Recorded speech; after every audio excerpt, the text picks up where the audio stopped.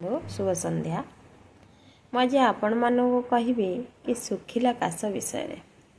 यदि आपण मानकर सुखिला काश होची आपण बहुत परेशान होगले एवं बहुत कष्ट भोगुंट सुखिला काश पाई गोटे होम रेमेडी बा घरोई उपचार आपण देखिथिबे सैंधव लवण जोटाक पिंक सल्ट देखिए सैंधव लवण चुमुटाए नहीं आसतु एवं 1 चामच आपण महू आणतु ताकू भल कर फेंटी दियंतु एवं चाटी चाटी खातु देखिए आपणकर 2 दिन मध्य सकाଳେ थरे करंतु तापर दिन 2 दिन भितर जदि करबा भितर जदि सुखिला काश आपणकर संपूर्ण ठीक हो जिवो।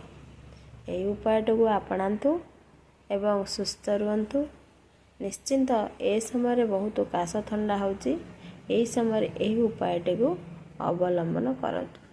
यदि मो वीडियोटी भल लगुए लाइक शेयर एंड सब्सक्राइब करेंगे। रही जय जगन्नाथ।